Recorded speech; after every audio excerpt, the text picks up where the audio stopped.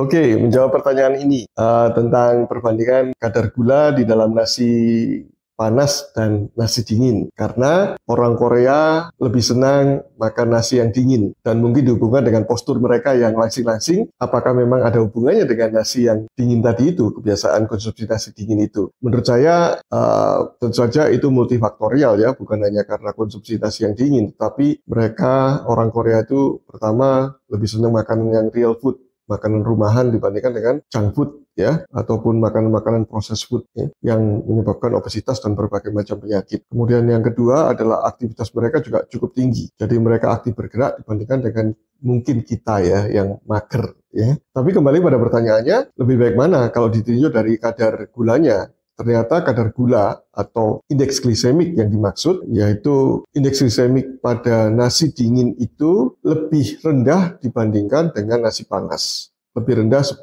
sampai 25 poin, ya, cukup signifikan perbedaannya. Ya. Indeks glisemik itu sendiri adalah indeks atau kecepatan perubahan konversi makanan yang masuk ke dalam tubuh kita dikonversi menjadi gula darah. Semakin cepat perubahan itu, semakin cepat konversinya, maka semakin tinggi kadar indeks glisemiknya. Ya. Jadi nasi yang dingin itu kecepatan perubahan terhadap menjadi gula di dalam tubuh ini lebih rendah dibandingkan dengan nasi yang masih hangat. Ya. Tetapi siapa sih yang mau makan nasi dingin itu? Kebanyakan orang lebih senang memakan nasi yang hangat kan, atau masih panas. Ya.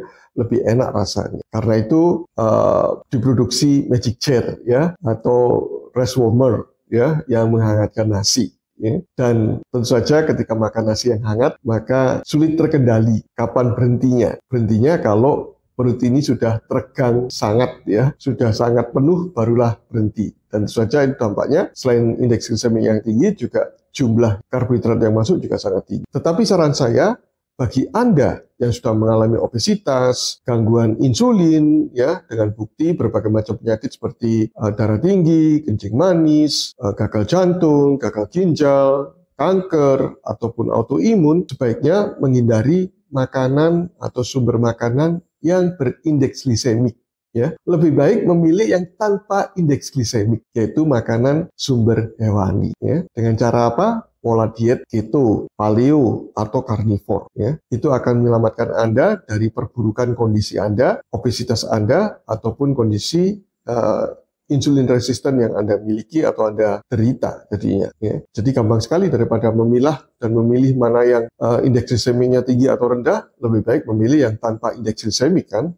Ya, sama-sama lebih menyehatkan lagi, bukan sama-sama, tapi lebih menyehatkan lagi bagi Anda dan menjadi solusi bagi Anda yang mengalami obesitas maupun gangguan insulin jadinya. Ya, jadi Anda tetap pilih nasi warna apa, atau nasi yang panas atau nasi yang dingin. Kalau saya memilih tanpa nasi. Ya. Demikian informasi dari saya.